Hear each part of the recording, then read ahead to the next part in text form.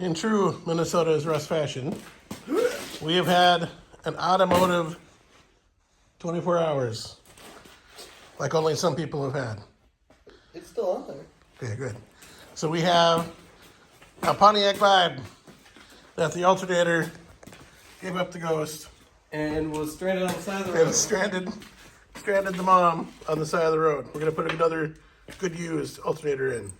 The power steering pump on the 2010 Chevy Suburban. Power steering pump on the 2010 started making some noise. Or more. A week ago. Yesterday it started to get really bad. So it got really bad. So thankfully we had ordered a Rock Auto thing a week ago. Was that a 58, 59? It's all good.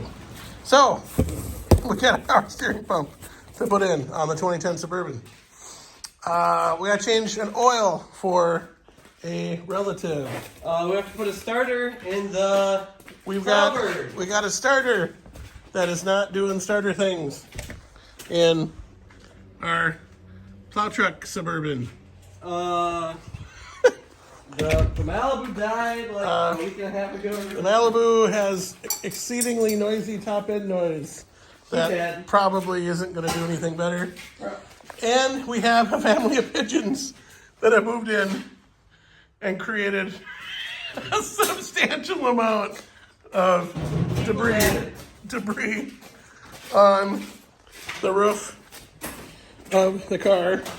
It's insane. We have 3D poo. It's insane. Right on the sunroof.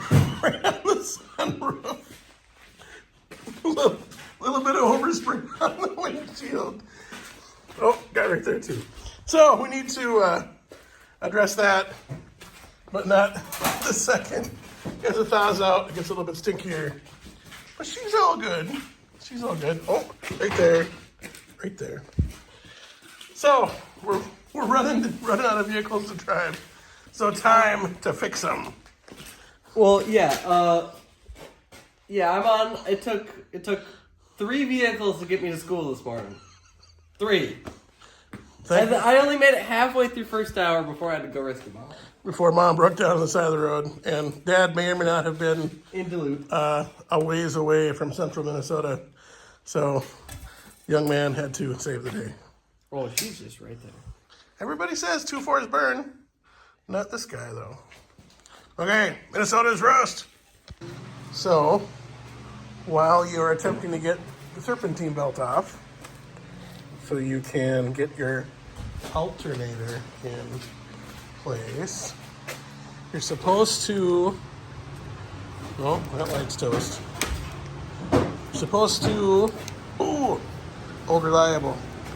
Supposed to be able to get onto this 19 millimeter bolt. Now you can see that from here. Where is it? Right.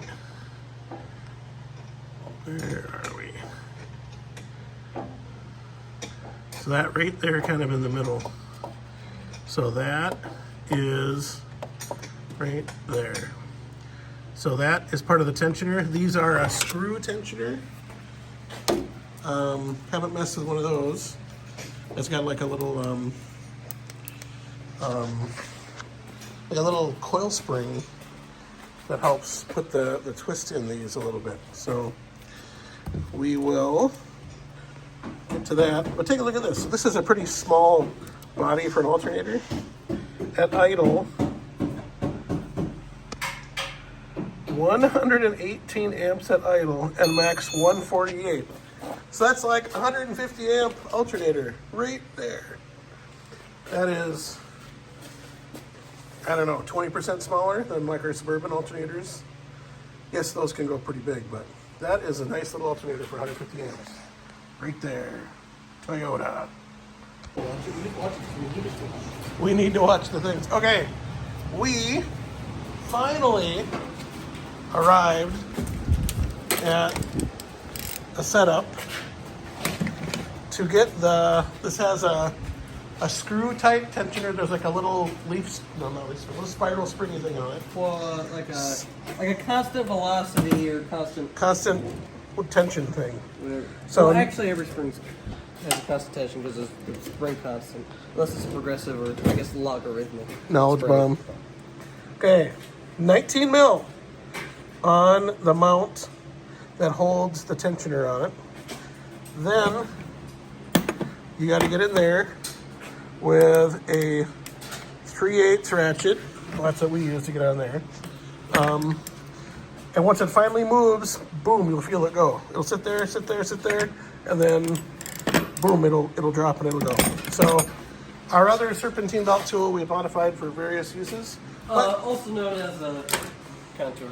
Yep, for the Ford. So we use the little other bar for that. But it worked.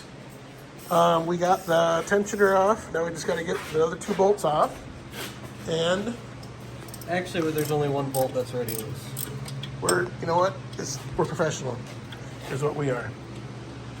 We got the new battery. It's the big dog. Up here in the Northlands, we need big dog batteries. And for a car this nice, you need the good stuff. Oh yeah. Here comes the alternator. What was that? Oh, it's sparking because the battery's on. Okay. Let's not jam that against. Should we disconnect the battery? Yeah, So we're not welding anymore. I thought you was I cleaned it, put it back on. Okay. You know, we're full service, professional shop. Is what we are. There we go. 10 mil. That's Get that baby loose. There we go. A little less sparking than we had before. Okay.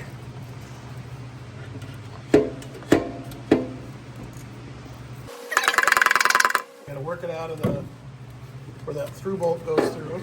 You can attach it real nice.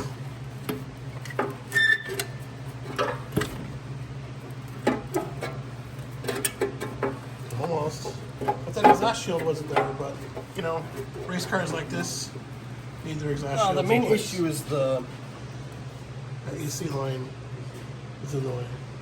Which makes me remember we gotta recharge this before winter time. Now, in good winter time. Yep. Give me one more rotation on that. Okay. Do they appear to match? Yes, they are the same. Yes, they do. There we go. That destroyed car pays for itself a little bit more every day. And now we go back in. That was way easier. Oh, we should have done that when you take it out. Stick your head in.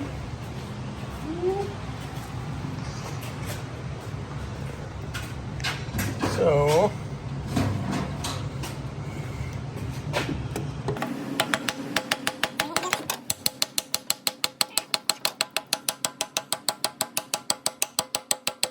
you kind of see in the center of the screen, we got to get those 2 ears around that right there.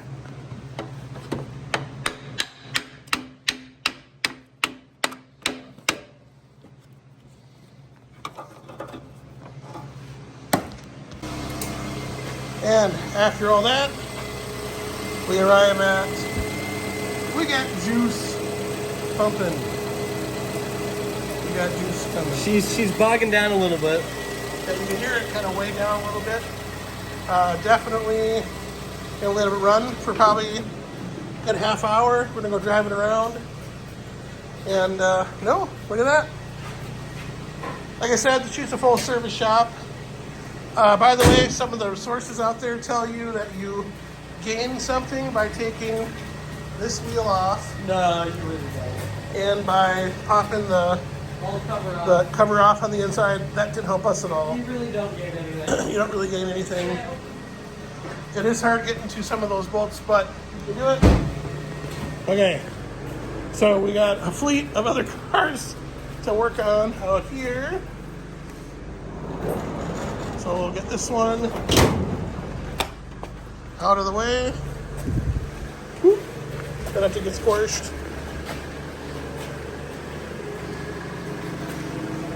Okay, straight. There we go. Another one out of the shop.